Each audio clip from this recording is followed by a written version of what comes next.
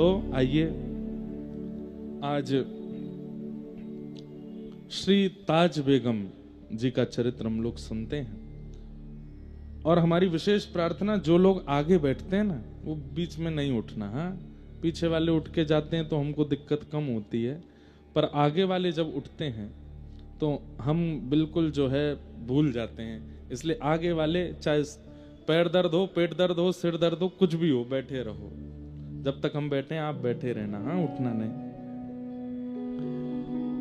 ताज बेगम, आपको सुनकर के आश्चर्य भी हो सकता है, आनंद भी आ सकता है।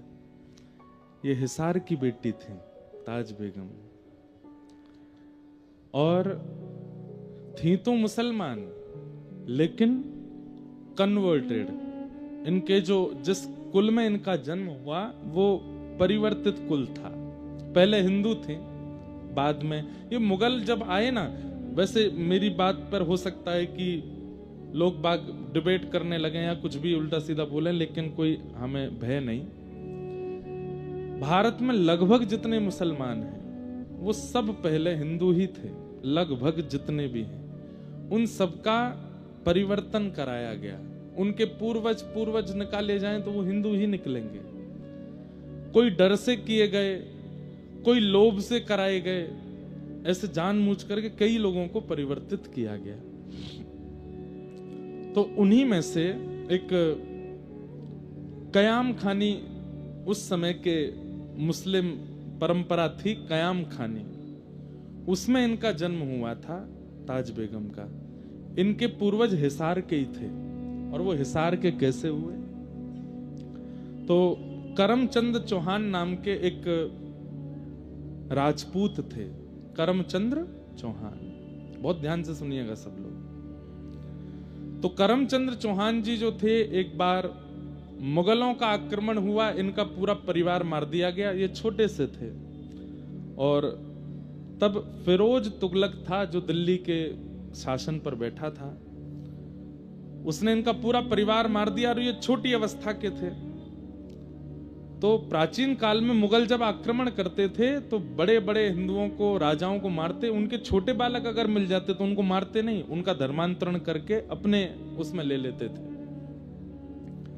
तो उसी प्रकार ये करमचंद्र चौहान जी, ये इनका पूरा परिवार मार दिया गया, लेकिन ये बच गए और इनको फिरोज तुगलक ने अपने पास रख लिया और इनका नाम रखा कायम खान। इनका नाम बदल दिया, छोटे तो थे ही। और इनको फिर हिसार के सूबेदार थे सैयद नासिर, उनके पास इनको छोड़ दिया। आप इसको पढ़ाओ लिखाओ और हमारे धर्म की सारी बातें इसको बताओ। धीरे धीरे सैयद नासिर के साथ वो जब हिसार में रहने लगे तो उनको तो पूर्ण रूपेण सब अपने धर्म का ज्ञान हो गया। उम्र बढ़ने लगी, जो जो उनके नियम होते हैं वो सब वो करने लगे। लेकिन थोड़ी अवस्था होने पर जब उसने पूछा कि मेरे पूर्वज कौन हैं, तब किसी ने उसे बताया कि तुम्हारे पूर्वज तो चौहान थे, हिंदू थे, और इस प्रकार तुगलक ने तुम्हारा धर्मांतरण करा दिया। पूरी बात जब अपने पास्ट की उसको पता चली तो उसको बहुत दुख हुआ कि मैं हिंदू था, अब मैं तो बीच का रह गया, ना हिंदू हूं ना मुस्लिम हूं। तो इस प्रकार उसका वंश चला। तो उन लोगों को उस समय कयाम खानी कहते थे, क्योंकि कायम खां के ये लोग वंशज हैं। उसी वंश में ताज बेगम का जन्म हुआ। तो कयाम खान ने अपने वंश का नियम बना दिया। ये लोग होली भी मनाते थे, दीपावली भी मनाते थे और ईद भी मनाते थे। क्यों? बोले जन्म से तो भैया हमारा रक्त जो है वो हिंदुओं का है, लेकिन धर्मांतरण के बाद हम मुस्लिम हैं, तो दोनों आदि ये करते थे। तो कयाम खानी वंश हुआ। कई कयाम खानी वंश के पूर्वज राजाओं का जब चरित्र आप पढ़ेंगे तो उसमें उनका नाम, जैसे कायम खान चौहान, ऐसे नाम भी है। तो ताज बेगम भी जो थी वो इस प्रकार इस वंश में जनी।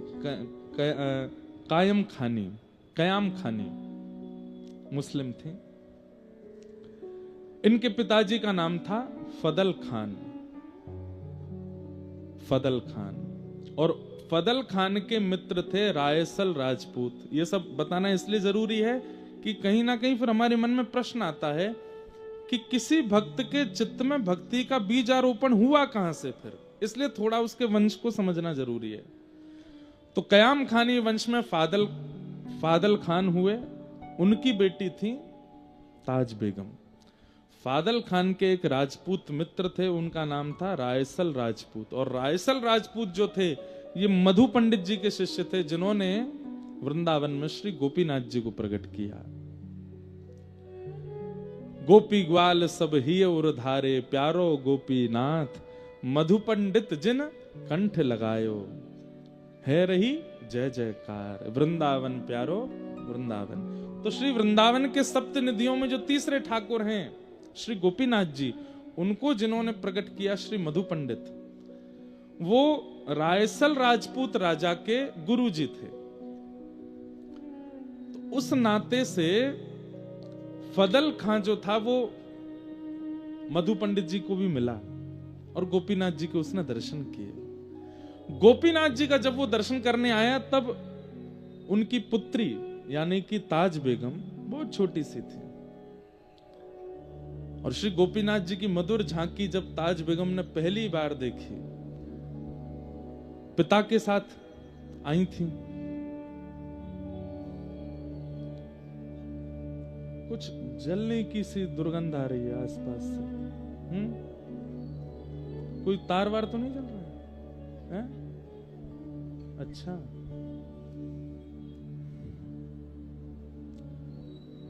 तो क्या बता रहे थे हम? हाँ, तो श्री गोपीनाथ जी का दर्शन किया पहली बार, छोटी सी हैं।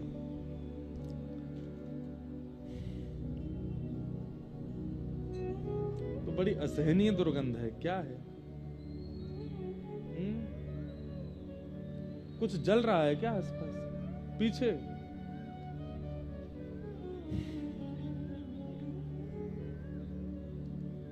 इत्र सूंघ लो। ऐसी कथा कह लें हम। हे मेरे नाथ रक्षा करो।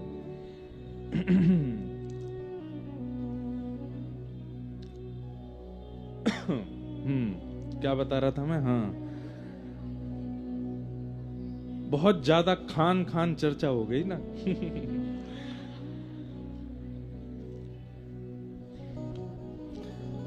तो सुनिए सुनिए सुनिए। हाँ, तो पहली बार गोपीनाथ जी को देखा। अब यहां फदल खान दर्शन करने नहीं आए थे, वो तो रायसल राजपूत थे, उनसे मिलने आए थे। और रायसल राजपूत मधु पंडित जी से मिलने गए थे। तो बस वहां उन तीनों की चर्चा चल रही थी किसी बात पर। यहां ये खेलती खेलती आंगन में, और ताज बेगम अंदर चली गई। और अंदर जाकर के जब ठाकुर जी का इसने दर्शन किया, बस दर्शन करके मानो जैसे गोपीनाथ जी बात कर रहे हों, गोपीनाथ जी को भागी। भैया देखो, आप कितने भी भक्त चरित्र उठा के देख लीजिएगा, जितने भी भक्त बने हैं जिनके चरित्र व्यासपीठ से गाए जा रहे हैं, या तो वो ठाकुर जी ने स्वीकार किए हैं। भाई हम सब ठाकुर जी को स्वीकार करते हैं, पर हम पर ऐसी कृपा नहीं होती।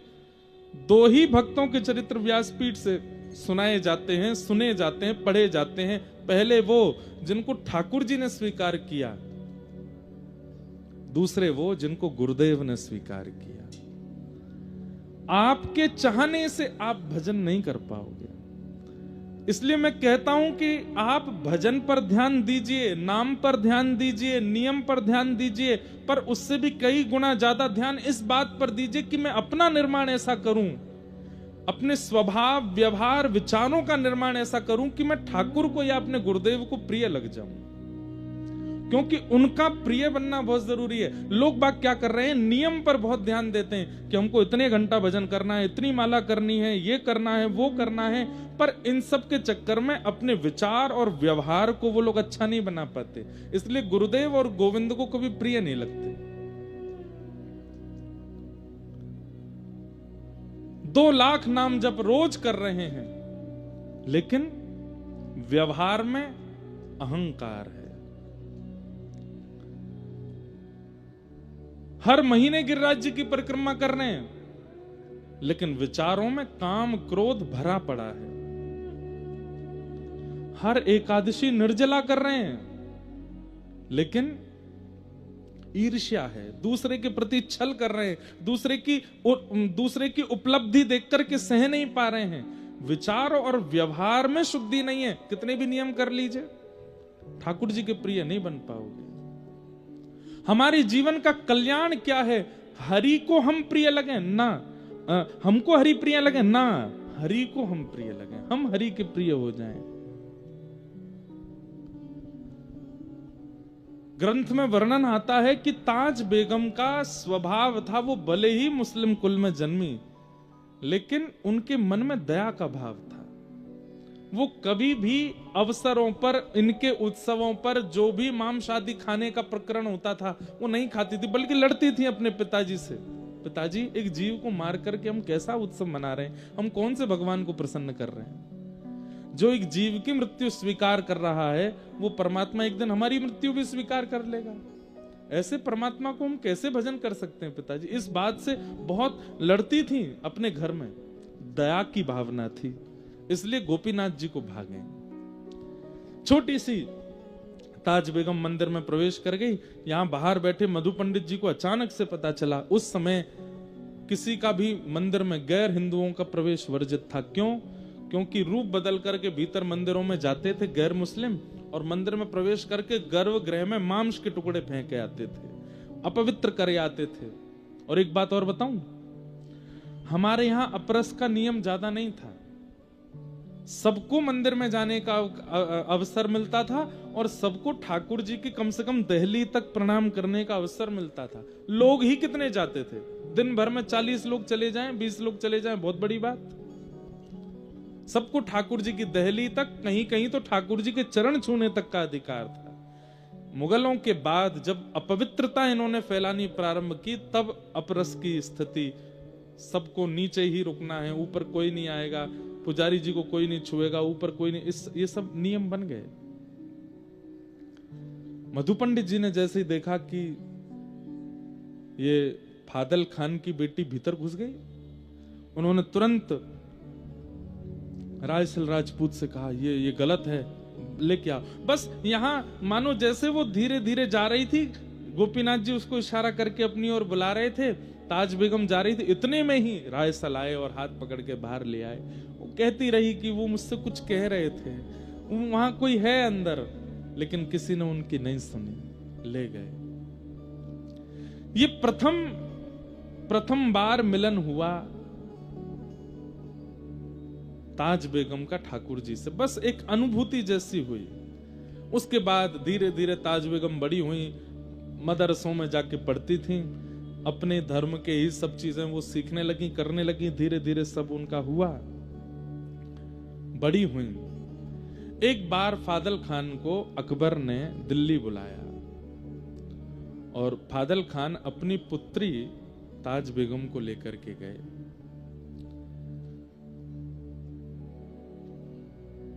जैसे ही सभा में ताज बेगम पर अकबर की दृष्टि पड़ी, और वो जिस काम से बुलाया था वो काम वाम तो सब भूल गए। उसने फादल खान से कहा, हम तुम्हारे सब काम करवाएंगे, जो तुम कहोगे सब कर लेंगे, तुम्हारी जो जो हिसार में तुम चीजें चाहते हो, ये करवाना है वो करवाना है, और भी तुम्हारा सब हम करने को तैयार हैं, पर बदले में हमें कुछ चाहिए। बोले क्या?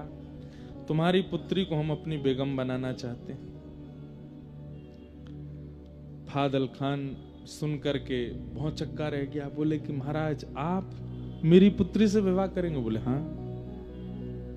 उसके लिए तो मानो जैसे परमात्मा प्रकट होके बोल रहे हो कि अपनी पुत्री मुझे दे दो, अकबर कह रहा है। फादल खान बोले कि मौलवी से दिन निकलवाने की भी जरूरत नहीं महाराज, जिस दिन आप कहो तब ब्याह कर दूंगा। और बादशाह अकबर ने ताज बेगम के साथ विवाह किया। सुंदर तो वो बहुत थी, और बादशाह लोग यही देखते थे, इसके अलावा उनका कोई, उनकी तो अनेक पत्नियां होती थी। ताज बेगम के साथ विवाह कर लिया, लेकिन अकबर के यहां 3 कृष्ण प्रेमी थे जिनका संग ताज बेगम को मिला। पहला जोधाबाई, जो कि अकबर की राजपूताना एक पुत्री हैं, जो कि श्री कृष्ण का भजन करती ही थी, जोधाबाई। दूसरी थी बीरबल की बेटी शोभावती, जो अकबर के महामंत्री बीरबल हैं, उनकी बेटी शोभावती ये गुसाई श्री विठलनाथ जी की शिष्या थी, जिन्होंने श्रीनाथ जी को प्रकट किया। ऐसे श्रीमद वल्लभाचार्य जी महाराज के पुत्र हुए गुसाई विठलनाथ जी, उनकी शिष्या थी बीरबल की पुत्री शोभावती। ये जोधाबाई की सेवा में रहती थी, ठाकुर जी की सेवा में। और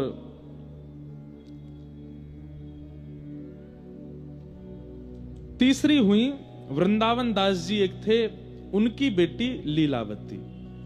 ये 3 अकबर के महल में कृष्ण भक्ता थी, और ये पूरे महल के सब कार्यों से बस छुप छुपा करके एकांत में तीनों इकट्ठी होती थी। और यहां शोभावती गुसाई जी से जो कथा सुन के आती थी, वो जोधाबाई को और लीलावती को बैठ करके सुनाती थी।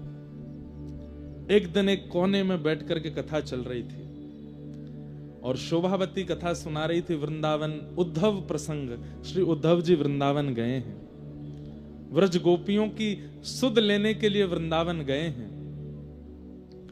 और बस वही प्रसंग कहते कहते नंद बाबा की स्थिति, यशोदा मैया की स्थिति, गोपियों की स्थिति, सखाओं की स्थिति, वृंदावन की स्थिति, यमुना जी की स्थिति कहते कहते श्री किशोरी जी की स्थिति जब कहने लगे, जोधाबाई और लीलावती तो मानो जैसे रो रो करके बेहाल हो रही थी। और उसी समय ताज बेगम नई नई आई है, महल देख रही थी, पूरा घूम रही थी, एक एक कोने देख रही थी। ताज बेगम वहां पहुंच जाती है, और वहां पहुंच करके चुपके से देखती है कि ये सब रुदन क्यों कर रहे हैं, इनके रुदन का कारण क्या है। और बैठी बैठी बस वो बाहर से सुनने लगी कि क्या बात है। और शोभावती के मुख से, जब किशोरी जी के मुख से गाया गया भ्रमर गीत, मधुपक तब बंधो मास्पृशांग्रिम सपत्न्या कुछ विलुलित माला कुंकुमश्मश्रुभिर्न बहतु मधुपति स्तन्मानिनी नाम प्रसादम यदु सदसि विडम्ब्यम यस्य दूतस्त्वमित्रिक। श्री किशोरी जी उद्धव जी से कह रही हैं, अरे उद्धव, उद्धव को नहीं कह रही हैं, एक भौरे से कह रही हैं, अरे भौरे, तू एक पुष्प से रस लेता है और उस पुष्प से रस लेने के बाद फिर उस पुष्प को छोड़ के दूसरे पुष्प पर चला जाता है, दूसरे पुष्प का रस लेता है, वहां से फिर तीसरे पुष्प पर चला जाता है। तू एक पुष्प का कभी नहीं रहता, तू अनेकों का रहता है। ऐसे ही तेरे जैसा दिखने वाला वो कृष्ण है। हम ब्रज की सब गोपियों के मध्य में रास रचाया, हम सबसे प्रेम की डोर बांधी, और अब हमें छोड़ के मथुरा चला गया। तुझ में और उसमें कोई अंतर नहीं है, तुम एक से ही हो। क्या बिगाड़ा था शूर्पणखा ने? त्रेता युग में जब ये कृष्ण राम बने थे, तब विवाह करने के लिए इनके सामने आई थी, उसके नाक कान काट दिए। अरे इनकी शरण में आने वालों के साथ ही ऐसा ही व्यवहार करते हैं। किशोरी जी उस भ्रमर को डांट रही हैं, और सब सखियां बैठ के सुन रही हैं। ये कथा शोभावती सुना रही है जोधाबाई और लीलावती को, और बाहर बैठी बैठी सुन रही हैं ताज बेगम। जैसे जैसे वो कृष्ण नाम बोलती हैं, तैसे तैसे मानो ताज बेगम के पूरे शरीर में जैसे कोई स्फूर्ति जैसी आ जाती हो। अचानक से कृष्ण कृष्ण कृष्ण कहते जब किशोरी जी आर्तनाद करने लगी, रुदन करने लगी, और ये बात जब शोभावती सुना रही थी, तो मानो जैसे बाहर बैठी हुई ताज बेगम का मन स्थिति ऐसी विचलित होने लगी। तभी वहां पास में रखे किसी वस्तु का स्पर्श हुआ, जोर की आवाज हुई, भीतर का जो ध्यान था वो टूट गया। उठ करके लीलावती बाहर गई तो देखा वहां पर मूर्छा अवस्था में पड़ी है ताज बेगम। तीनों उसको लेकर के भीतर आए। शोभावती बोली, ये स्थिति तो किसी अत्यंत प्रेमी की होती है। नेत्रों में आंसू हैं, मुख कंपायमान हो रहा है, शरीर पूरा ज्वर से चढ़ रहा है, ये स्थिति इसकी कैसे हो गई? हे जोधाबाई, मुझे लगता है कि ताज बेगम कहीं ना कहीं किसी ना किसी रूप में हमारे प्रियतम से जुड़ी हुई है, तभी ऐसी स्थिति इसकी बनी है। ये प्रेम पुलकित लक्षण सामान्य रूप से किसी के अंदर प्रकट नहीं होते जो इसके अंदर प्रकट हो रहे हैं। जल का छिड़काव किया। ताज बेगम जब होश में आई, पूछा, तुम ऐसी क्यों हो गई थी? ताज बेगम कहती है, आप जो यहां बैठ करके सुना रही थी, मुझे नहीं पता वो कौन है, मुझे नहीं पता उद्धव कौन है, मुझे नहीं पता वो गोपियां कौन है, ये वृंदावन, ये मथुरा, ये सब क्या है। बस मुझे एक बात याद है कि मैं बाल्यकाल में अपने पिता के साथ वृंदावन गई थी और वहां मैंने एक झांकी देखी थी। शोभावती बोली, थोड़ा बताओगी कैसी झांकी? बोला, हाँ, वो झांकी तो मुझे आज भी अनुभव होती है। कैसी झांकी थी? बोले, सिर पर मुकुट धारण था, कमल जैसे सुंदर नेत्र थे, मधुर मुस्कान थी, ऐसे भुजा में वंशी धारण की हुई थी, पीतांबरी पहनी हुई थी और पैर कुछ टेढ़े से धारण कर रखे थे, सीधे नहीं खड़े थे वो, और मुझे अपनी ओर इशारा कर रहे थे। शोभावती, जोधाबाई और लीलावती तीनों सुनकर के रुदन करने लगी और बार बार ताज बेगम को हृदय से लगाने लगी। अरे, तुम तो चुनी हुई हो, तुम तो पहले ही स्वीकार कर ली गई हो। ताज बेगम बोली, मैं नहीं जानती इन सब के बारे में ज्यादा, पर पता नहीं क्यों आपके मुख से वो बात सुनना, आप लोगों की यह स्थिति देखना, मुझे मन कर रहा था कि आप शांत ना हो और मैं उसे सुनती रहूं। आप जब वर्णन कर रही थी, मेरे चित्त में अपने आप प्रकट हो रहा था कि कोई नदी बह रही है, सुंदर सुंदर वृक्ष वल्लरियां हैं, सुंदर पर्वत हैं, और वहां नील कांति का कोई व्यक्ति घूम रहा है, उसका मुख नहीं दिख रहा था। ये सारे अनुभव होना सामान्य बात नहीं थी एक जोधाबाई के लिए, जो मदरसों में पढ़ी है, जिसने पूर्ण रूपेण संपूर्ण मुस्लिम भावों को अपने जीवन में रखा है। वो कैसे अनुभव कर सकती है इन बातों का? ठाकुर जी ने चुना है उसे। अब तो 3 से 4 हो गई और शोभावती, लीलावती, जोधाबाई जब जब कीर्तन भजन करती हैं, ताज बेगम बैठ करके सुनती और सुन के खूब रोती। लेकिन ताज बेगम अकबर को इतनी प्रिय थी, वो ज्यादा देर अपने से दूर उसको रहने नहीं देते थे, और ये घूम घूम करके आती और बस इनसे योजना बनवाती कि कैसे भी मुझे उनसे दूर लाओ। जोधाबाई के ठाकुर जी का उत्सव होता, ताज बेगम खूब उसमें आनंद करती। यही कथाओं की श्रृंखला चलती गई और चलते चलते कुछ समय वर्ष निकल गया। आज ताज बेगम शोभावती से कहती है, मुझे ऐसा क्यों लगता है कि मैं एक जगह रुक गई हूं, उससे आगे नहीं बढ़ पा रही हूं। मैं एक स्थान पर ही, एक भाव में ही हूं, उससे ऊपर मेरे भाव जा नहीं पा रहे हैं। आप नित्य कथा सुनाती हैं, पर मेरी स्थिति एक ही जगह, मानो जैसे मैं कहीं फंस गई हूं। उससे आगे बढ़ने का, इस पथ पर और आगे जाने का, जिस प्रियतम की आप चर्चा सुनाती हैं, उनसे और मिलने का और क्या उपाय हो सकता है? तब शोभावती कहती है, गुरु आश्रय, शरणागति, गुरु दीक्षा, ब्रह्म संबंध, यही हैं वो नियम जिनसे कोई गुरु तुम्हें स्वीकार, मतलब भगवत प्राप्त व्यक्ति तुम्हें स्वीकार करे तो तुम्हारी गति बढ़ने लगेगी। ताज बेगम बोली, मुझे गुरु कैसे मिलेंगे? बोले, मेरे गुरुदेव गुसाई श्री विठलनाथ जी हैं, तुम चाहो तो उनसे दीक्षा ले लो। बोले, कैसे लूंगी मैं? मुझे कभी बादशाह जाने नहीं देंगे, और बादशाह आप लोग जानते हैं कि वो 24 घंटे मेरी पहरेदारी सी करते रहते हैं, पूछते रहते हैं कहां हैं, ताज कहां है, ताज कहां है। उन्हें 24 घंटे मैं चाहिए हूं। इन सबके बीच से निकल करके गुरु आश्रित होना, ये कैसे होगा? बहुत ध्यान से सुनिए, आज पहली बार हम इतने विस्तार से सुना रहे हैं ताज बेगम का चरित्र। तब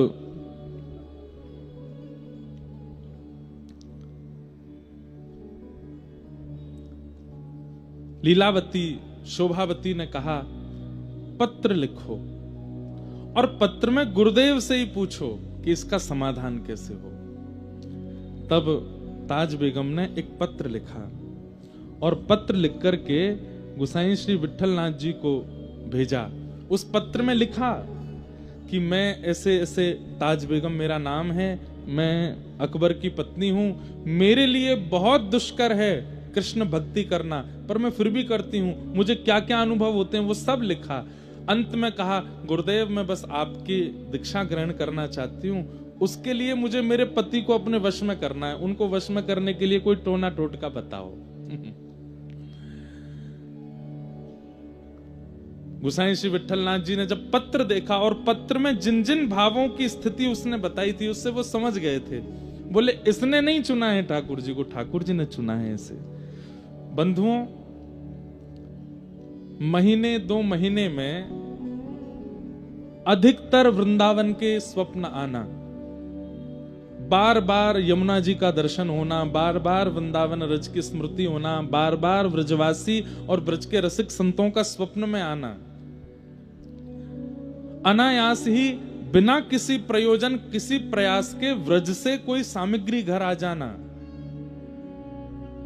और जब जब आप अपना फोन भी देखो या कुछ भी, मतलब ये कोई कोइंसिडेंस जैसा हो कि जब जब आप कुछ भी आधुनिक यंत्र भी खोलते हैं तो कोई व्रज की चर्चा या व्रज का भाव ही सुनाई देता है।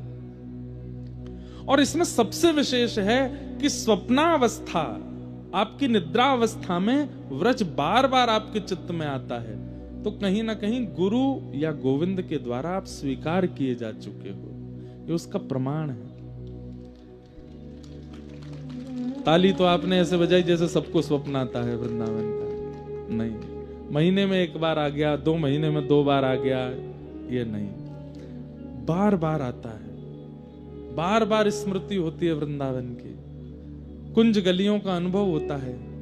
कभी निधिवन राज का दर्शन, कभी वृंदावन के श्री सेवा कुंज का दर्शन, कभी श्री राधा रमन लाल जी का दर्शन, कभी राधा वल्लभ जी का दर्शन, और नहीं तो वहां के रसिक संतों का दर्शन, वहां के ब्रजवासियों का दर्शन। और वृंदावन भी आज वाला वृंदावन नहीं, या वो वाला वृंदावन नहीं जो आप पहले देख करके आए हो, भीड़ भाड़ है, लोग बाग मार काट मची है दर्शन की, नहीं। एक अलग सी अनुभूति होती है, परम शांत, परम सौम्य, परम शीतल वृंदावन का अनुभव स्वप्न में बार बार होता है, या जिस धाम पर आपकी निष्ठा है वहां का अनुभव होता है। तो गुरु गोविंद के द्वारा आप स्वीकार किए जा चुके हो, बस बताइएगा नहीं किसी को, होने दीजिए, होने दीजिए उस अनुभूति को, बार बार होने दीजिए उस चिंतन को। थोड़ा जागृत अवस्था में नियम बना लीजिए, व्रजरज लगाया कीजिए, थोड़ा नाम जप बढ़ा दीजिए, गुरुदेव के द्वारा प्रदत्त मंत्र बढ़ा दीजिए, ठाकुर जी की सेवा बढ़ा दीजिए, बीच बीच में वृंदावन, ये सब गोपनीय रूप से करना है, बताइए मत, होने दीजिए उस अनुभव को। एक दिन वही अनुभव एक ऐसी स्थिति पर ले जाएगा जिस स्थिति की प्राप्ति के लिए तरसते हैं वैष्णवजन। बस एक चीज का ध्यान रखना है, रस बतावे से रस घटे, बताना नहीं है। अभी अयोध्या जी में था मैं, ये तो मैं अपना अनुभव भी बताऊंगा।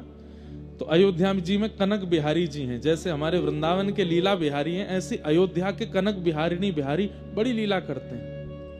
तो वहां के पुजारी जी बहुत प्रेम करते हैं मुझसे, मुझे मिले। मतलब आप ये सोच लीजिए, रामानंदी संप्रदाय के जितने भी शीर्ष संत हैं, आप मलुकपीठ वाले महाराज जी के आगे कनक बिहारी जी का नाम ले दीजिए, उनके नेत्र सजल हो जाते हैं। रामानंदी संतों के आगे अयोध्या के श्री कनक बिहारी जी का केवल स्मरण कर कह दीजिए वहां से प्रसाद लाएं, वो झूम उठते हैं। वहां के पुजारी जी अभी बैठे थे, तो मैंने उनसे पूछा, मैंने कहा महाराज जी, श्री राघव जी का अनुभव तो होता है, क्योंकि प्रेम रामायण में और भी कई जगह पर कनक बिहारी जी की बड़ी लीलाएं हैं। ये वही कनक बिहारी जी हैं जिनको श्री कृष्ण ने द्वापर युग में अयोध्या आके अपने हाथ से स्थापित किया। और एक बात सुनाऊं, कितनी मधुर बात है। भगवान रुक्मणी जी की जिद थी कि मुझे अयोध्या दर्शन करना है, तो भगवान रुक्मणी जी को लेके अयोध्या गए, और जब अयोध्या गए तो अयोध्या में जाकर के प्रभु श्री कृष्ण ने जब राम विग्रह का दर्शन किया, अपने राम स्वरूप का दर्शन किया, तो श्री कृष्ण के नेत्र सजल हो गए। रुक्मणी जी बोली, आप इतने भावुक क्यों हो गए? तो ठाकुर जी क्या कहते हैं, त्रिलोकीनाथ भगवान अति सुंदर, जिनके लिए भागवत कहती है त्रिभुवन कमनम तमाल वर्णम रविकर गौर वरांबर, इतने सुंदर श्री कृष्ण अपने ही राम विग्रह को देख करके रुक्मणी जी से क्या कहते हैं, रुक्मणी सच बताना, मैं द्वापर से ज्यादा त्रेता में सुंदर था ना? मैं त्रेता में ज्यादा सुंदर था ना? रुक्मणी जी कह रही हैं, आपकी सुंदरता पर तीनों लोग वारे वारे जाते हैं, आप जिसको देख करके भावुक हो रहे हो, निश्चित है कि वो आपसे तनिक सुंदर तो हैं। मतलब राम जी इतने सुंदर थे कि श्री कृष्ण भी उन पर वार रहे हैं, श्री कृष्ण भी उसको देख के मोहित हो रहे हैं, इतने सुंदर थे राघव जी। तो मैंने पुजारी जी से पूछा कि आपको अनुभव तो होता होगा ठाकुर जी का, सेवा में आप 24 घंटे लगे रहते हैं, और मैं जितनी बार अयोध्या गया हूं मैंने आपको गर्भगृह में देखा है, अनुभव तो होता होगा। तो उनके नेत्र सजल हो गए और वो क्या कहते हैं, कुछ साल पहले अनुभव होने बंद हो गए। मैंने कहा क्यों? बोले क्योंकि मैंने सारे अनुभव दुनिया को बता दिए। मेरे को जितनी अनुभूतियां होती थी सियाजू की, श्री राघव जी की, बहुत अनुभूतियां होती थी, अब तो मुझे डर लगता है बताने में। क्यों? सालों हो गए, मैं रोने लगता हूं कभी कभी कि हे राघव जी क्या अपराध हो गया, आप क्यों अनुभव नहीं कराते? तब बोले स्वप्न में एक दिन आवाज जैसी आई कि अनुभव तो कराना चाहते हैं पर तुम प्रचार कर देते हो। ठाकुर जी को आपकी अनुभूति का प्रचार उनको अच्छा नहीं लगता, वो चाहते हैं कि आपके साथ कोई लीला करें, पर आपका जब देखते हैं कि आप सब जगह बता देते हो कि क्या अनुभव स्वप्न में हुआ, क्या अनुभव वहां हुआ, वृंदावन गए तो क्या हुआ, बरसाना गए तो क्या हुआ, संतों को बताने दीजिए, कथावाचकों को बताने दीजिए, आप मत बताइए, वो उससे रस घटेगा, अनुभूति होनी बंद होगी। तो जब पत्र में लिख करके गुसाई जी से पूछा कि ये मेरी स्थिति है, अंत में लिखा कोई टोना टोटका बताइए जिससे मेरे पति मेरे वश में हो जाएं और ये मुझे आपके शरणागति लेने की आज्ञा दे दें। तो हंस करके एक ताम्र पत्र पर कुछ लिखा और उसको एक ताबीज में डाल करके काले कपड़े से बांध करके और गुसाई विठलनाथ जी ने भिजवा दिया अकबर के पास। ताज खां के हाथ जब वो पड़ा तो बोले कि ये ताबीज भेजा है गुसाई जी ने और लिख दिया था कि इसको अपने पति के गले में बांध दो। ताज खां से प्रेम तो करता ही था अकबर। गई और जाकर के पति से कहा देखो आपको नजर ना लगे, आपको कोई इतने आप युद्ध में जाते रहते हो, आपकी सुरक्षा के लिए मैंने एक ताबीज बनवाया है, आपको पहना दूं। वो प्रेम तो इतना करता है, अरे तुम जो चाहे को लाओ पहना दो। गले में पहना दिया। अब अकबर की 1 2 3 4 नहीं अनेकों पत्नियां थीं, वो सब ताज बेगम से चिढ़ती थी। उन सब ने ये देखा कि इसकी कोई ऐसी बात निकाल के लाओ कि जो हम अकबर को बताएं तो वो इसको त्यागे। तब किसी ने बताया, बोले कि जोधाबाई तो हिंदू है, उसको तो अकबर ने आज्ञा दी है कि तुम अपना भजन कीर्तन करो, पर मैंने देखा है लीलावती शोभावती और जोधाबाई की सत्संग में छुप करके ये भी जाती है।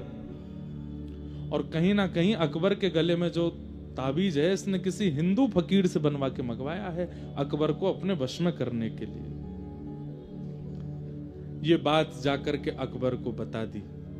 अकबर ने ताज बेगम को हाजिर किया, बोले ये ताबीज किसी हिंदू फकीर ने बनाया, क्या ये बात सत्य है?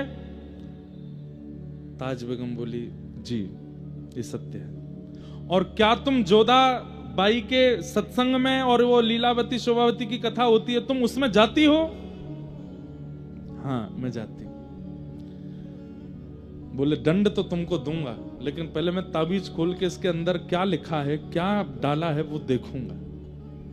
और ताबीज खोल करके उसने अंदर से पत्र जब निकाला तो अंदर क्या लिखा था उसमें, कामन तामन टोटका। गुसाई जी विठलनाथ जी ने लिखा है, कामन तामन टोटका यह सब डारो धोए, पिया कहे सो कीजिए, आप ही ते बस होए। क्या लिखा था कि ये कामन तामन टोटका टोना आदि इन सबको छोड़ो, तुम्हारा पति जो कहे वो करो, उसी में तुम्हारी भलाई है। ये लिखा था उसने। ये पढ़ करके अकबर तो बड़ा खुश हुआ, बोले फकीर तो बहुत अच्छे हैं, इन्होंने तो स्पष्ट लिख दिया है कि ये टोना टोटका वगैरह इन पे भरोसा मत करो, पिया कहे सो कीजिए, आप ही बस हो। मेरा मन हो रहा है, अरे ये ताबीज तो बहुत अच्छा है, ये ताबीज तो है, तुम सब इसकी शिकायत, तुम सबको भी ऐसे ताबीज बनवाना चाहिए, पिया कहे सो कीजिए। गुरु कृपा कैसे होती है? मेरा मन हो रहा है इनसे मिलने का कि कौन है ये फकीर, कौन है? ताज बेगम का तो हाथ पैर कांपने लगा, कैसी गुरु कृपा, ताबीज में ऐसा क्या लिख के दिया है कि वो राजा के मन में, अकबर के मन में आ गया कि मुझे मिलना है इनसे। बोले गोवर्धन में विराजते हैं गोसाई श्री विठल नाथ जी, चलो इनको मिलके आते हैं, इतना अच्छा बेगमों को ज्ञान देने वाले फकीर को तो मिलना चाहिए। निकल पड़े ताज बेगम के साथ गोवर्धन। तलहटी में पहुंचे। अब अकबर बादशाह तो पूरे भारत का है, तो उसके आगे तो आना पड़ता था।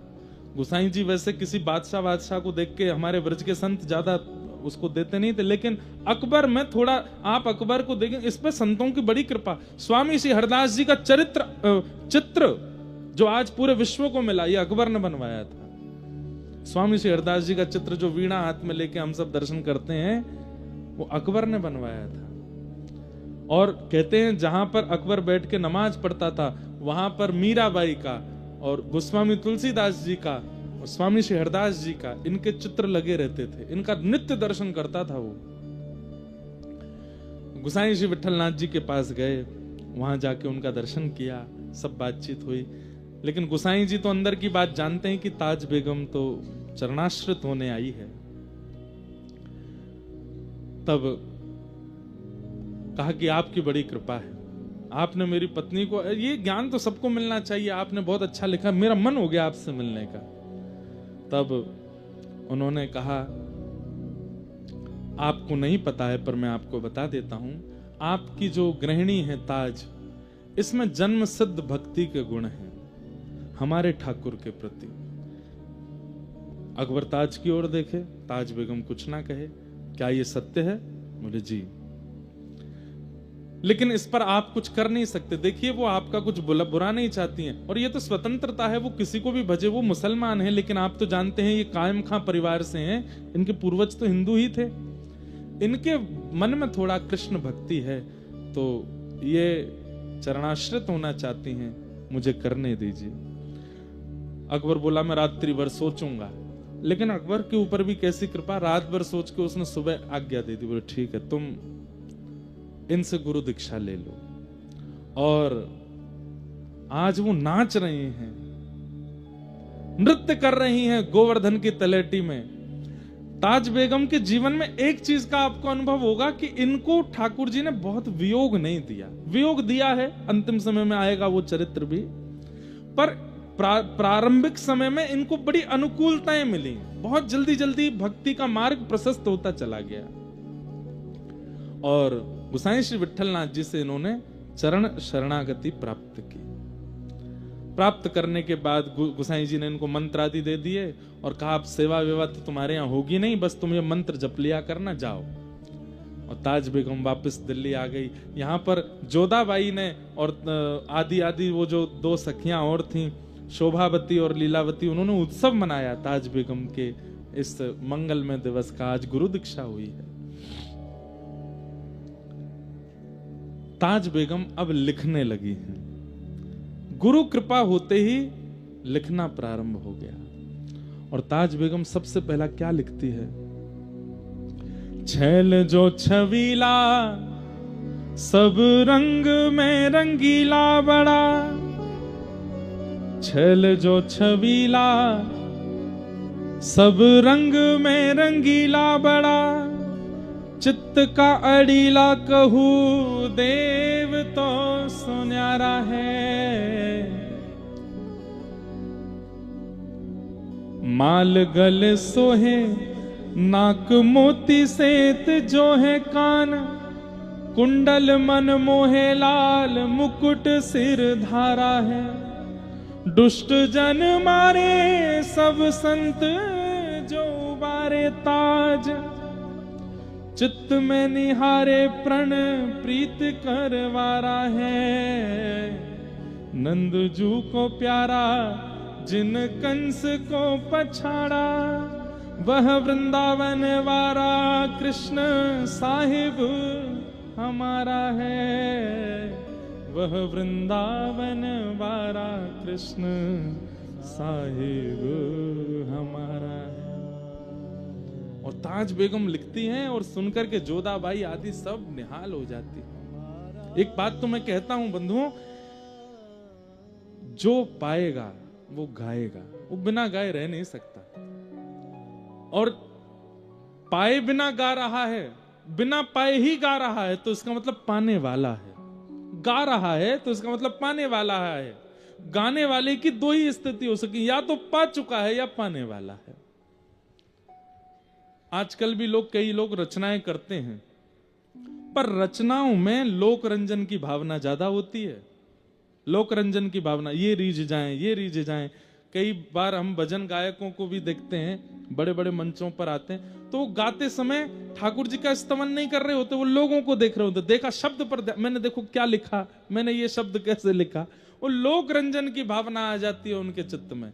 लोक रंजन के लिए तो बड़े बड़े कवि भी लिखते हैं, लेकिन ठाकुर जी के रंजन के लिए ठाकुर जी की कृपा से ही लिखा जाता है। कितने सुंदर शब्द लिखे हैं। गोसाई श्री विठलनाथ जी का कभी कभी दर्शन करने के लिए जाती थी। एक दिन गोसाई विठलनाथ जी ने परीक्षा ले ली, बोली कि सुनो, तुम भजन करती हो? बोले हाँ। बताओ श्रीनाथ जी को देख करके तुमको क्या अनुभव होता है, ठाकुर जी का दर्शन करके तुमको क्या अनुभूति होती है? वहीं बैठ करके आंसू कवि बन गई हैं ताज बेगम, वहीं बैठ करके लिख दिया है। क्या गा रही हैं? ध्रुव से प्रहलाद, गज ग्राह से अहिल्या देखी, शोर और गीधियों विभीषण जिन तारे हैं।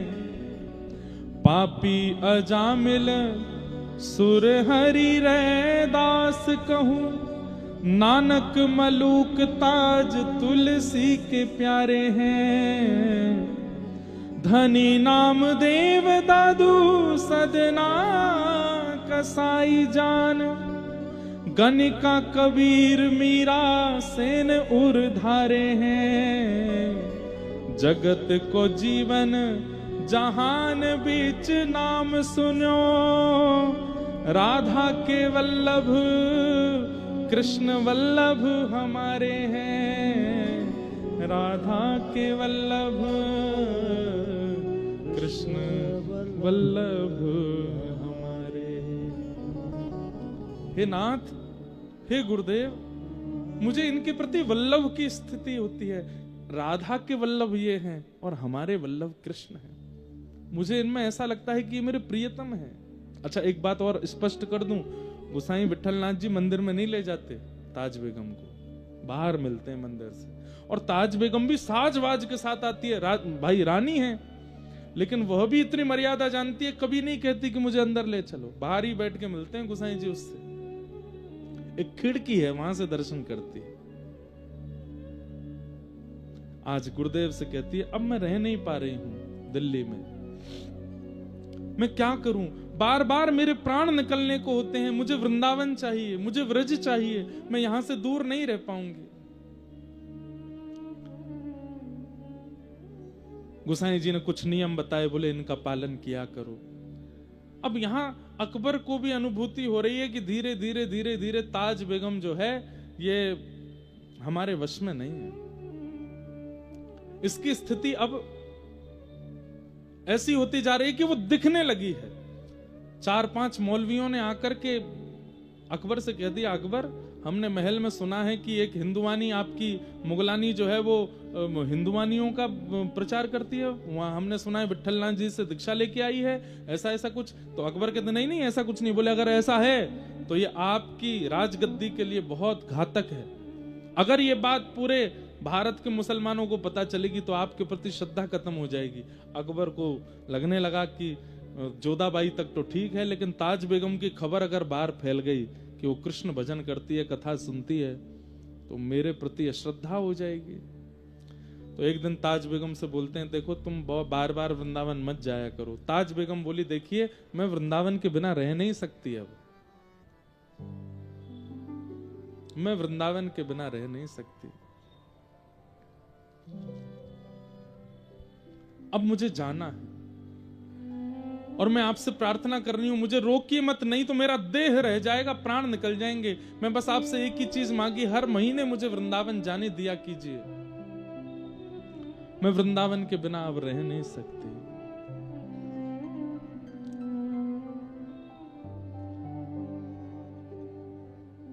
कन्हैया कन्हैया पुकारा करेंगे,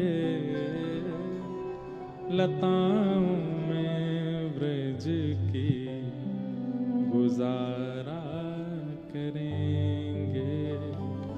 कन्हैया कन्हैया पुकारा करेंगे, लताओं में ब्रज की गुजारा करेंगे। हो जो रूठेंगे हमसे वो बांके बिहारी, उठेंगे हमसे वो बाके बिहारी। जो रूठेंगे हमसे वो बांके बिहारी, उठेंगे हमसे वो बाके बिहारी। ओ चरण पड़ उन्हें हम मनाया करेंगे। चरण पड़ बनाया करेंगे। चरण पड़ उन्हें मनाया करेंगे। चरण पड़ बनाया करेंगे। कन्हैया कन्हैया पुकारा करेंगे, लताओं में ब्रज की गुजारा करेंगे। कन्हैया कन्हैया पुकारा करेंगे।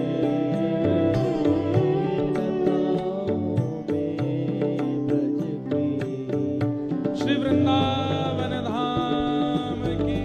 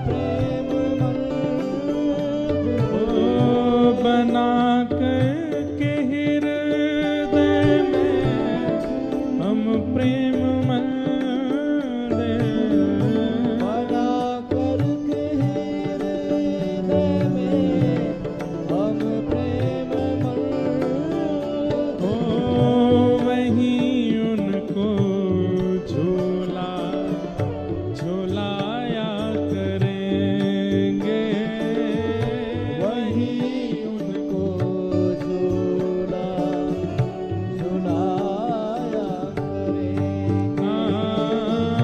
वहीं उनको झूला झूलाया करेंगे, वहीं उनको झूला झुलाया कन्हैया कन्हैया पुकारा करेंगे, लताओं में ब्रज की गुजारा करेंगे, कन्हैया कन्हैया पुकारा करेंगे, लताओं में ब्रज की गुजारा करेंगे। और हाँ उन्होंने नचाए हैं ब्रह्मांड सारे, उन्होंने नचाए हैं ब्रह्मांड सारे, उन्होंने नचाए हैं ब्रह्मांड सारे, उन्होंने नचाए हैं ब्रह्मांड सारे, मगर अब उन्हें हम नचाया करेंगे, मगर अब उन्हें हम नचाया करेंगे, ओ मगर अब उन्हें हम नचाया करेंगे, मगर अब नचाया कन्हैया कन्हैया पुकारा करेंगे, लताओं में ब्रज की गुजारा करेंगे, कन्हैया कन्हैया पुकारा करेंगे, लताओं में ब्रज की गुजारा, वृंदावन वृंदावन वृंदावन रहो रे, हे वृंदावन वृंदावन वृंदावन चलो रे, हे वृंदावन की गलियों में राधे राधे कहो रे, गलियों में राधे राधे कहो रे, हाँ वृंदावन की गलियों में राधे राधे कहो रे, वृंदावन की गलियों में राधे राधे कहो रे, श्री वृंदावन वृंदावन वृंदावन रहो रे, श्री वृंदावन वृंदावन वृंदावन कहो रे, हे वृंदावन की गलियों में राधे राधे कहो रे, श्री वृंदावन की गलियों में श्यामा श्यामा रटो रे, गलियों में श्यामा श्यामा जय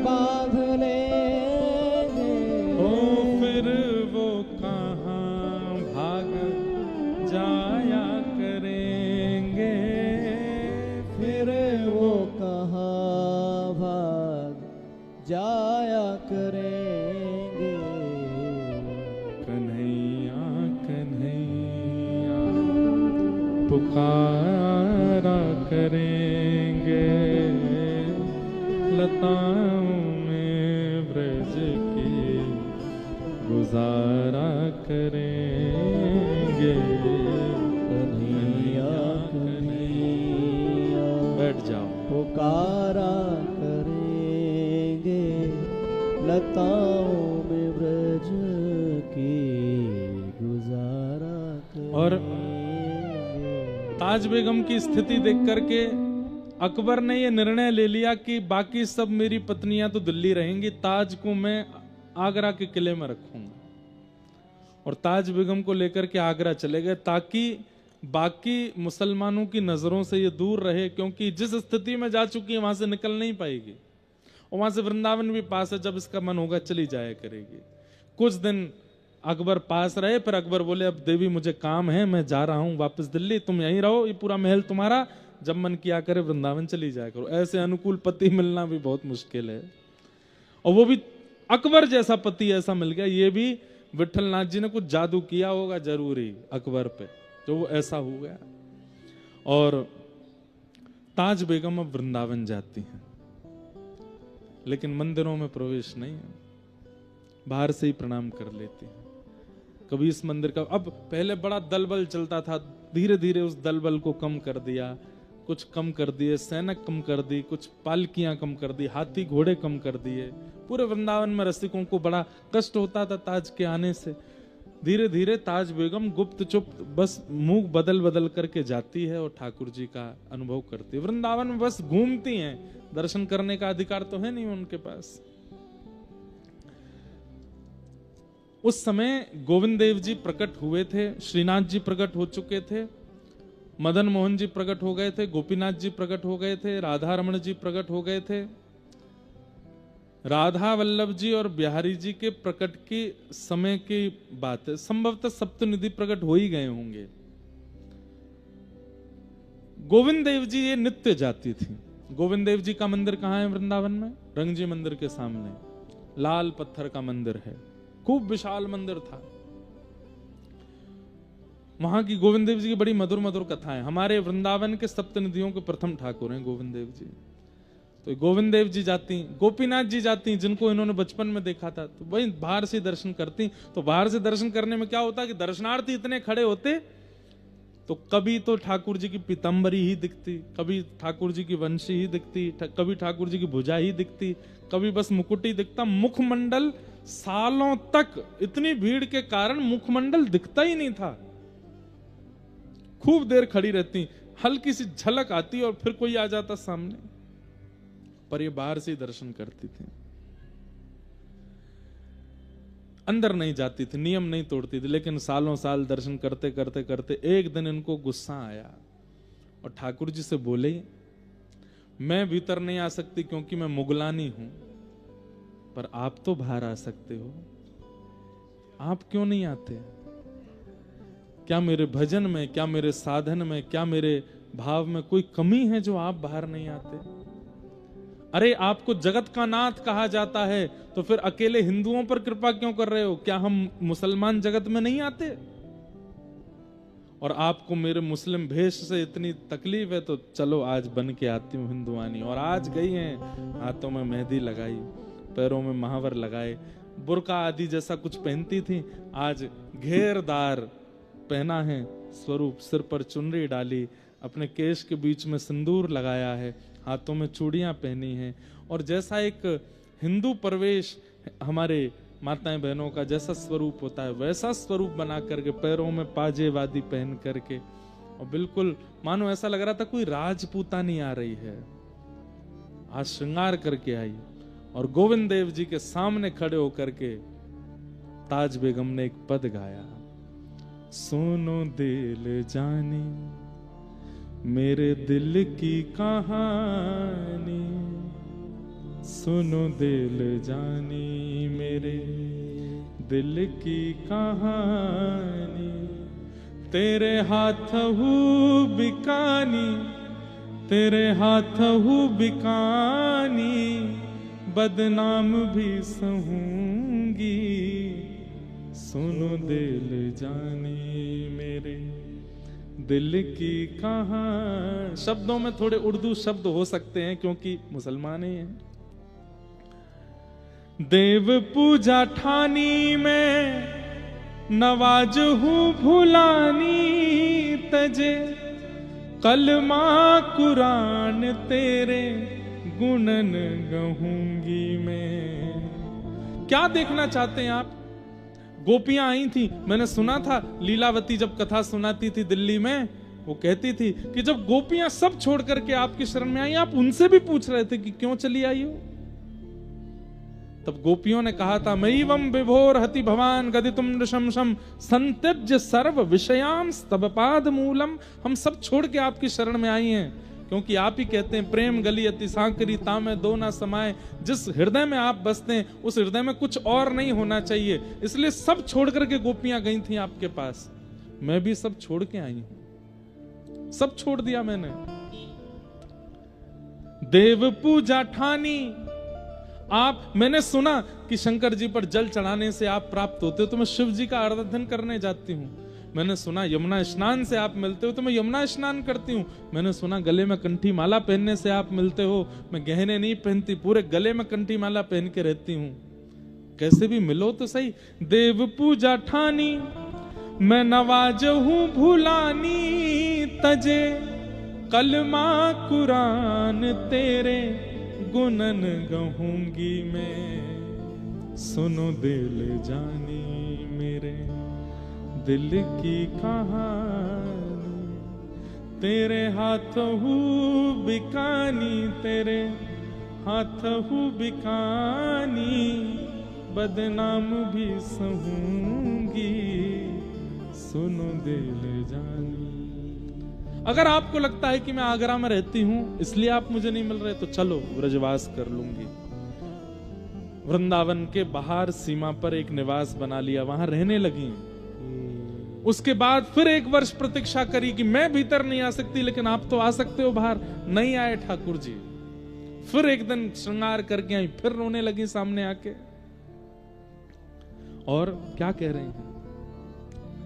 सांवला सलोना सिर ताज सिर कूले दिए, तेरे नेह दाग में निदाग हो रहूंगी मैं। सुनो दिल जानी मेरे दिल की कहानी, तेरे हाथ हूँ बिकानी, तेरे हाथ हूँ बिकानी, बदनाम भी सहूंगी। सुनो दिल जानी। नंद के कुमार हे कुमार, हे कुमार,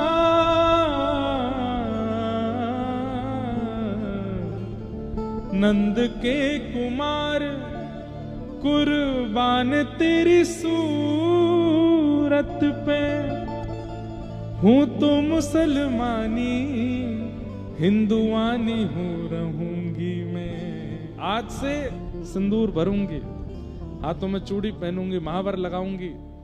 जैसे आपको हिंदू प्रिय है तो मैं हिंदू बन के रहूंगी।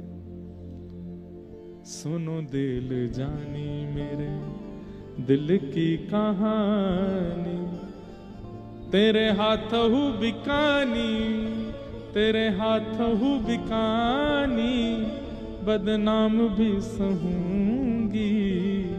सुनो दिल जानी।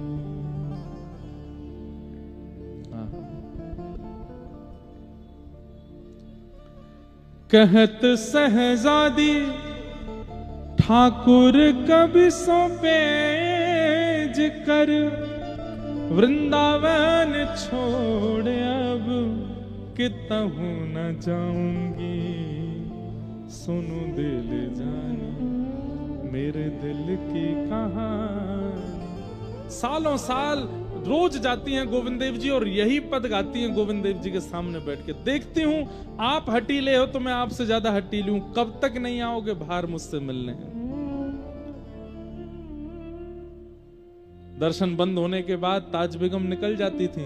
कोई संत महापुरुष कोई सत्संग कर रहे होते तो वहां बैठ के सुनती थी। भोजन पानी त्याग दिया है कि नहीं मिलेंगे तो फिर अन्न ग्रहण नहीं करूंगी, मैं मंदिर की पवित्रता देख के भीतर नहीं आऊंगी, पर आपको बाहर आना पड़ेगा, मेरी जिद है। अब तभी एक दिन अचानक से मानो ताज बेगम को रात्रि यमुना पुलिन पर जिस कुटिया में रहती थी वहां पड़े पड़े स्मरण हुआ कि अरे लीलावती ने कथा में सुनाया था कि सब ब्रज गोपिकाएं अपने घर छोड़ करके जब इनसे मिलने के लिए गई तो ये मिले और उनके साथ रास किया और फिर अंतर्ध्यान हो गए, और अंतर्ध्यान होने के बाद जैसी अभी मेरी स्थिति है, मैं पेड़ों से बात करने लगती हूँ, मैं यमुना जी से बात करने लगती हूँ, मैं जल थल किसी का विचार ना करके सबको चैतन्य मान के चर्चा करती हूँ, सबसे पूछती हूँ कहाँ मिलेंगे श्याम सुंदर। यही स्थिति तो गोपियों की हुई थी। फिर क्या किया था उन गोपियों ने, क्या बताया था लीलावती ने? अरे उसने बताया था यमुना तट पर श्री किशोरी जी की शरण ग्रहण की थी, और किशोरी जी की शरण ग्रहण करने पर गोपी गीत गाया था, और तब श्याम सुंदर ताशाम आविर्भूत सौरी स्मयमाय मुखाम्बुज पीतांबर दरश रघवी साक्षान मनमत प्रकट हो गए थे ठाकुर जी। अरे मैं किशोरी जी के पास तो गई ही नहीं अभी तक।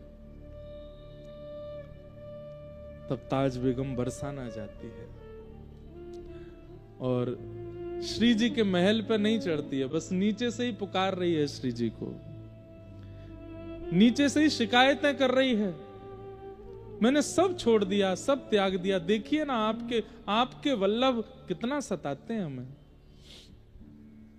हे किशोरी जी, आपकी कहानी लेकर के, आपकी आशा लेकर के आज फिर जा रही हूं, कह दो, समझा दो इन्हें, मिले मुझसे। बंदी बनूंगी राधा रानी महारानी जुकी, तुर्किन बहाए नाम गोपिका रखूंगी मैं, सुनो दिल जानी मेरे दिल की कहानी, तेरे हाथ हूँ बिकानी, तेरे हाथ हूँ बिकानी, बदनाम भी सहूंगी, सुनो दे ले जानी। और आज किशोरी जी को प्रणाम करके गई, गोविंद देव जी के सामने जाकर के गाने लगी, लेकिन आज भी ठाकुर जी नहीं आए, रोती बिलखती चली गई अपनी कुटिया में। आज 4-5 दिन हो गए, कुछ खाया पिया नहीं है, और बस अब सोच लिया अब इनके पास भी नहीं जाऊंगी। किशोरी जी भी इनसे ही मिल गई हैं, वो भी कोई कृपा नहीं कर रही हैं, और पड़ी पड़ी बस बोली अब बस यहीं प्राण त्याग दूंगी, अपने इस देह को अंत कर दूंगी। और सुन लो हे गोविंद देव, सुन लो मेरी बात, तुमसे कह करके जा रही हूं, यहीं यमुना जी के तट पर वृंदावन में तुम्हारा दर्शन करते हुए आज प्राण त्याग दूंगी मैं अपने। इस जन्म में नहीं मिलोगे तो अंत में आपका स्मरण करते हुए, वृंदावन का स्मरण करते हुए, यमुना जी का स्मरण करते हुए जब प्राण त्यागूंगी तो अगले जन्म में वृंदावन वासिनी बन करके आऊंगी, फिर तुम्हें प्राप्त करूंगी, छोड़ूंगी नहीं। एक बार आ गई हूं शरण में, अब नहीं छोड़ूंगी। शायद मेरे मुसलमान होने से ही तुमको दिक्कत है, तो मैं ब्रजवासिनी बन करके आऊंगी। बस इसी विरह में यमुना जी और सबसे प्रार्थना कर रही है, मेरे प्राण ले जाओ, अब नहीं जीवित रहना।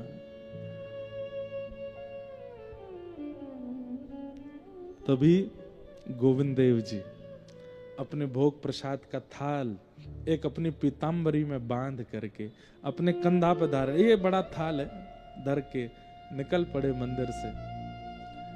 अर्धरात्रि का समय है, चंदन की सौंधी सुगंधी आ रही है, ताज बेगम के नेत्र खुल नहीं रहे हैं, भूखी प्यासी है कितने दिनों से। अरे बड़े बड़े उसमें रही है, राजशाही तरीकों से रही है, भूखा रहने का अधिकार उसको अभ्यास नहीं है। प्यास के कारण जीव सूख गई है, कंठ सूख गया है, प्राण निकलने की स्थिति में है। और उसी समय देखती है कि किसी ने दरवाजे पर दस्तक दी है, चंदन की सुगंधी से पूरी कुटिया महक उठी है। और तभी द्वार खुलता है। आहा, वरहा पीडम नटवर वपुः कर्णयो कर्णकारं बिभ्रतवासः कनक कपिसं वैजयन्तीं च मालां वंशी विभूषित करा नवनीर दाभात पीतांबरा अरुण बिंब फलाधरोष्ठात् कमल नयन श्याम सुंदर की ऐसी मधुर झांकी। अपने कंधे पर थाल लिए, दूसरा हाथ अपने कमर पर रखे और ठाड़े हैं। अरे ताज, तो को भूख ना लगे? देख करके तो ताज बेगम बस अपने होश खो बैठी है। श्याम सुंदर, गोविंद देव, मेरे मदन मोहन, मेरे साहिब आप हैं क्या? हाँ, मैं ही आया हूं। मूर्छित हो गई, वहीं मूर्छित हो गई। ठाकुर जी अपना थाल रखे, ताज बेगम के सिर पर अपना हाथ फेरने लगे, उसके अश्रु पोंछे और बस ये क्षणिक सी कृपा करके ठाकुर जी वहां से अंतर ध्यान हो गए। कोई कहता है ठाकुर जी घर आएंगे तो हम ऐसा करेंगे, ठाकुर जी घर आएंगे तो हम अंगना सजाएंगे, दीप जलाएंगे। अरे ठाकुर जी घर आएंगे, बेहोश हो जाओगे आप, उनकी रूप झांकी सह नहीं कर पाओगे। और एक बात बोलूं, ठाकुर जी घर आए और आप कुछ कर पाए तो समझो ठाकुर जी ने कोई और आया है। ठाकुर जी घर आए तो कुछ नहीं होगा, कुछ कर ही नहीं पाओगे, बैठे रह जाओगे, स्तब्ध मूर्तिमंत हो जाओगे, आपकी इंद्रियां शिथिल हो जाएंगी। ठाकुर जी चले गए, अपनी पीतांबरी और पीतांबरी में बंधे थाल को छोड़ गए। थोड़ी देर बाद जब होश आया, रोने लगे। निकल करके बाहर पूरे वृंदावन की परिक्रमा रोते हुए लगाया, कहां चले गए श्याम सुंदर, कहां चले गए आप? नहीं मिले। देखा सुबह का सूर्योदय हो रहा है, कुटिया पर आ गई है, पूरे वृंदावन को देख लिया, लेकिन ठाकुर जी नहीं मिले। तब अपनी कुटिया के बाहर उस रज को बार बार अपने अंग से लगाती, यहीं तो खड़े थे, ऐसे ही तो ठाड़े थे, और उस थाल को अपने कंधे पर उठाती है, ठाकुर जी की तरह ठाड़ी हो जाती है, ऐसे ही तो ठाड़े थे। वह आकृति बनाने लगती है, पीतांबरी को हृदय से लगा लेती है, बार बार उसको कभी मुख से लगाती है, हृदय से लगाती, हृदय से लगाती है। थाल में रखे प्रसाद को खूब प्रेम से पाती है, यमुना जल पान करती है, और वहीं से किशोरी जी को प्रणाम करती है। आज तक बरसाने नहीं गई थी तो नहीं आए, हे श्यामाजू कल आपकी शरण में आई तो देखो नंदन नंदन थाल लेकर के आए, मुझे पवाने के लिए आए। बस अब कुछ नहीं चाहिए, बस ये दर्शन अवलोकन हो गया और कुछ नहीं चाहिए। बस अब एक ही आश है, मुझे ले जाइए, मैं अब नहीं रह सकती इस संसार में। यमुना जल से थाल को पहुंच करके किसी के हाथ मंदिर भिजवा दिया। मंदिर के पुजारी ढूंढ ही रहे थे थाल कहां चला गया। जब थाल आया और पीतांबरी रखी देखी तो बोले कहां से लाए हो? बोले ताज बेगम के यहां से।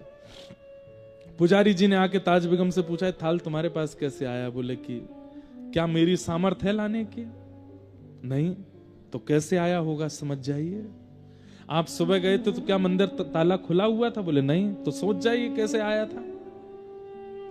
पुजारी जी को ये बात समझ आ गई और उन्होंने जाकर के पूरे वृंदावन में ये बात फैला दी कि श्री ठाकुर जी ताज बेगम के यहां जाते हैं। अब तो यश होने लगा ताज बेगम का, घबरा गई इससे, ये नहीं चाहिए था मुझे। अब तो जहां से निकलती हैं लोग प्रणाम करते हैं, दंडवत करते हैं। अब तो मंदिर के द्वार खोल दिए, बोले भीतर आ जाओ, दर्शन कर लो। ताज बेगम कहती नहीं, ये सब नहीं चाहिए था। आधी रात में ही वृंदावन छोड़ करके महावन चली गई, गोकुल के पास। भ्रातः तिष्ठ टले टले विटपिनाम ग्रामेषु भिक्षामटः स्वच्छंदम पिबयामुनम जलमलम चीराणि कंथाम कुरु सम्मानम कलयाति घोर गरलम। भक्ति में सबसे बड़ा विष क्या है? बहुत सम्मान मिलना। मिलना दोष नहीं है, उस सम्मान को ग्रहण करना ये बहुत बड़ा विष है। भक्ति घटेगी। हमसे पूछिए कितना अपने आप को बचाना पड़ता है, इतना सम्मान देते हैं, इतना सब कुछ मिलता है, नहीं स्वीकार करना, मतलब उनको तो दिखाना पड़ता है कि सब स्वीकार है, पर मन से उसका त्याग करना पड़ता है, नहीं तो भक्ति में शून्यता आ जाएगी। आधी रात निकल पड़ी और महावन चली गई ताज बेगम, और वहां जाकर के बस कृष्ण गोविंद का नाम गुणगान करती। अब एक बहुत सुंदर पद है, मुझे याद नहीं है, लेकिन उसकी अंतिम पंक्ति याद है। अब ताज बेगम बहुत सुंदर सुंदर पद रचना करने लगी है, अब हिंदी भाषा में करने लगी है, हिंदी से भी ब्रज भाषा में करने लगी, अब उर्दू शब्दों का प्रयोग नहीं करती है। तब होली का समय आया और वहीं महावन में एकांत में अपनी कुटिया में बैठी बैठी ताज बेगम मानसी चिंतन करती है ठाकुर जी का, और तब धमार का पद उन्होंने गाया, जो आज भी श्रीनाथ जी में धमार जब होली के पद आते हैं तो वो पद गाया जाता है। बहुरी ढप बाज रहे, इस प्रकार से वो पद है ताज बेगम का। तो उस पद की रचना कर रही थी ताज बेगम, और उस पद में सब वर्णन कर रही थी, कैसे रंग उड़ रहे हैं, कैसे वीर उड़ रहे हैं, कैसे सब गोपियां रंग खेल रही हैं, नंद बाबा की स्थिति, यशोदा मैया की स्थिति, ग्वाल बालों की स्थिति और सब गायों की स्थिति, व्रज का पूरा वर्णन करते हुए इतते आई कुंवर राधिका उतते कुंवर कन्हाई। और जैसे ही कुंवर कन्हाई का वर्णन किया, ठाकुर जी की झांकी देखी, अचानक से वो बस देखती जा रही हैं, लिखती जा रही हैं। अचानक से ठाकुर जी फेंट में गुलाल भर के लाए थे, और अचानक से रंग रंगित ठाकुर जी फेंट के गुलाल को अपने कंधा पे धारण करके, और वही मुद्रा जो पहली बार ताज बेगम ने देखी थी, हाथ में थाल है और एक हाथ कमर पर है, मंद मुस्का के पूछ रहे हैं तो भूख ना लगी, बस वही झांकी पुनः ठाकुर जी ने प्रकट कर दी मानसी में। और यहाँ पद लिख रही हैं, वो पद लिखते लिखते अचानक रुक गई। अब इस रूप का कैसे वर्णन करूं? ठाकुर जी मंद मंद देख रहे हैं, तभी ताज बेगम को दिखाई देता है कि उस होली में ताज भी खड़ी है, और ताज का हाथ जाकर के ठाकुर जी ने पकड़ा, ला करके होली के भीतर जैसे ही प्रविष्ट कराया है, ताज बेगम के प्राण वहीं छूट गए। आधा ही पद लिख पाई हैं, पूरा नहीं हो पाया था। वहीं बस कलम रखी रह गई ताज बेगम की। आज भी वो पद गाया जाता है, उस पद की रचना पूरी नहीं हुई थी, थोड़ी सी रह गई थी। तो बोले फिर क्या हुआ? उस दिन पूरे व्रजमंडल ने एक आकाशवाणी सुनी। ताज बेगम के प्राण निकलते ही अंतिम पंक्ति जो थी वो ठाकुर जी ने लिखी, निर्तत आवत ताज के प्रभु गावत गीत धमार। और ये आकाशवाणी में सबने सुना, जो ताज बेगम की स्थिति को जानते थे, ताज बेगम की कुटिया के आसपास ही रहते थे, उन्होंने जब ये आकाशवाणी सुनी, इतने मधुर स्वर में कोई बोले हैं, निर्तत आवत ताज के प्रभु गावत गीत धमार। जैसे ही भीतर प्रवेश करके देखा किसी सज्जन ने, तो देखा ताज बेगम मूर्छा अवस्था में पड़ी हैं, नब्ज देखी, श्वास देखी तो प्राण जा चुके हैं। हाथ में कलम थी और एक पद रचना हो रही थी, पद की ओर देखा तो उसमें पूरा पद था और अंतिम पंक्ति लिख रही थी, निर्तत आवत, बस इसके आगे नहीं लिख पाई थी। तब उन्होंने नेत्रों में आंसू भराए, ठाकुर जी ने आकाशवाणी करके पद को पूरा किया, निर्तत आवत ताज के प्रभु गावत गीत धमार। और श्री ताज बेगम को ठाकुर जी अपनी नित्य लीला में प्रवेश कराकर, आज भी ताज बेगम की समाधि है महावन में। बड़े बड़े सिद्ध लोग जाते हैं और वहां जाके श्री ताज बेगम जी को प्रणाम करते हैं। ऐसी ताज बेगम जिन्होंने ठाकुर जी को प्रियतम मान करके, उनके प्रति पति भाव रख के, इतने विपरीत परिस्थिति परिवार में जन्म लेकर के भी लेकिन विश्वास अटल करके ठाकुर जी को सीख। मैं फिर कहूंगा, आप अपने व्यवहार स्वभाव का निर्माण अच्छा कर लीजिए। आप ठाकुर जी को नहीं स्वीकार करो, ठाकुर जी आपको स्वीकार करेंगे। आप तो केवल अपने स्वभाव का निर्माण, विचारों का निर्माण, व्यवहार का निर्माण अच्छा करो, ठाकुर जी आपको स्वीकार करेंगे। ये बात निश्चित है। ताज बेगम मुसलमान परिवार में जन्मी, अकबर की पत्नी बनी, इतनी विपरीतताएं होते हुए भी ठाकुर जी ने उनको स्वीकार किया। साधन नहीं था उनके पास, नाम जप नहीं था उनके पास, केवल व्यवहार था, विचार था, स्वभाव था, जिससे गुरु भी मिले और गोविंद भी मिले, दोनों की प्राप्ति हुई। ऐसी ताज बेगम के मंगल भाव को हम प्रणाम करते हैं, बार बार वंदन करते हैं। लेकिन एक मूल बात, जिनकी कृपा से ताज बेगम को ठाकुर जी की प्राप्ति हुई, कौन है? श्री किशोरी जी, हमारी श्री राधा रानी। उनकी कृपा के बगैर तो ठाकुर जी प्राप्त होंगे ही नहीं। उन्हीं की कृपा से, उन्हीं के भाव से शाम। तो अब ये बात है कि वृंदावन रसिकों को श्री जी को मनाना चाहिए, उनकी अनुकूलता धारण करो और श्री जी प्रसन्न हो जाएं, तो श्री जी प्रसन्न होकर के ठाकुर जी की प्राप्ति करा देते हैं।